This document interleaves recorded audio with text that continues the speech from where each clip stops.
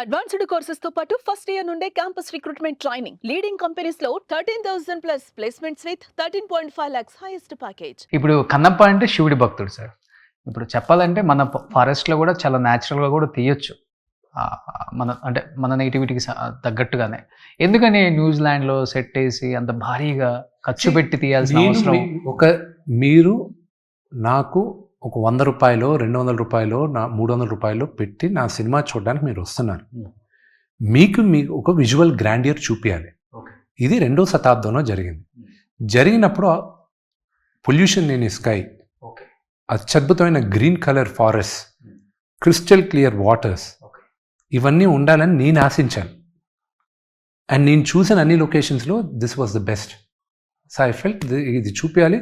మీరు సినిమా చూసిన తర్వాత you will tell me extraordinary locations అని. You will love the locations. నేను ఎక్కడికి వెళ్ళి షూట్ చేస్తే ఏంటి, మీరు చూసేటప్పుడు బాగుందా లేదా. మన బ్రహ్మానంద అంకుల్ని ఎవరో ఇలాగే అడిగారు, సార్ లొకేషన్స్ అక్కడికి ఎందుకు వెళ్ళారు నాకు కదా. సరేరా, నువ్వు కన్నప్ప ఉండేటప్పుడు లొకేషన్స్ ఎలా ఉన్నాయి చెప్పు అని అడిగాడు. అది ఏం మాట్లాడతాడు, నీకా ఎలా ఉంటుందో తెలీదు, ఇలాగే ఉందని అప్పుడు నీకు తెలుసా, నువ్వు నమ్మేది ఇలా ఉందంటాడు వాడు. విష్ణు నమ్మేది అప్పుడు అలా ఉండిందని నమ్ముతున్నాడు, సో అందుకు అది చూపించాడు. అది తప్పని నువ్వెలా చెప్తావు అని అడిగాడు. అతనికి ఆ క్వశ్చన్ లేదు, that's the same logic. Brahmanandam uncle అక్కడికి వచ్చిందారని చెప్పారు, నాకు ఇప్పుడు అర్థమవుతుందిరా ఎందుకు ఇక్కడికి వచ్చి నువ్వు షూట్ చేస్తున్నావు అని. రేపు సినిమా చూసిన తర్వాత మీరు అంటారు. ఓకే, నాకు టీజర్ చూసినప్పుడు అర్థమైపోయింది. మేబీ ఇక్కడ మన ఈ రాజమండ్రి తర్వాత ఉన్నాయి కదా ఫారెస్ట్, ఆ పుష్ప ఇవన్నీ తీశారు. ఆ ఫారెస్ట్లో తీసిన దానికి ఇక్కడ ఫారెస్ట్లో తీసిన దానికి డిఫరెన్స్ ఏంటా అనే దానికి చూస్తే టీజర్ చూస్తే అర్థమైపోతుంది. మంది tropical forest. Okay, I wanted more greenness, నా బ్లూ స్కైస్.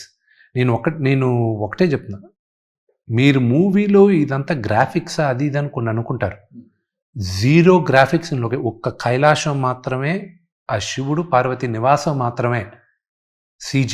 ఓకే, మిగతా అంతా న్యాచురల్ లొకేషన్స్. ఇప్పుడు మోహన్ లాల్ గారు కావచ్చు, ప్రభాస్ గారు కావచ్చు, అటు నుంచి అక్షయ్ గారు కావచ్చు, ఎవ్వరు కూడా 1 రూపీ కూడా రెమ్యునరేషన్ తీసుకున్నారా? గట్టిగానే తీసుకున్నారు. కానీ ఆయన తీసుకునే దానికన్నా తక్కువ తీసుకున్నారు.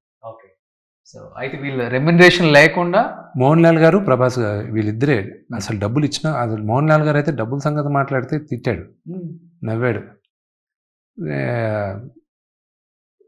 నేను అడిగా, అంకుల్ మీ మేనేజర్ ఎవరున్నారు? Why I'm the manager, buddy formalities you become such a big boy అన్నాడు. ప్రభాస్ నేను ఎప్పుడైనా వెళ్ళి మాట్లాడాలనుకున్నప్పుడు టాపిక్ మార్చేస్తూ ఉండేవాడు. అది ఇది అని మారుస్తుంటే నేను నాన్నకు చెప్పా, ఇలా నాకు ఇబ్బందిగా ఉంది, ఎలా అడగాలో తెలియట్లేదు అసలు. నేను మాట్లాడు, నాన్నగారు ఏదో విష్ణుని చంపేస్తానని చెప్పండి, నాకు తెలుసు చంపేస్తానని చెప్పండి విష్ణుని ఇలాంటి పిచ్చి పిచ్చి వేషాలు వేసాడంటే. ఓకే, అది ఇది అన్న. గ్రేట్ కదా. గ్రేటా? That's what I'm saying. చేయాల్సిన అవసరం లేదు, అతను ఎంత అడిగినా ఇవ్వడానికి రెడీ. ఓకే, అసలు అతను కేవలం నాన్నగారి పైన ఉన్న ప్రేమ గౌరవంతో చేస్తున్నాడు, అందుకే అతనికి నేను రుణపడున్నా.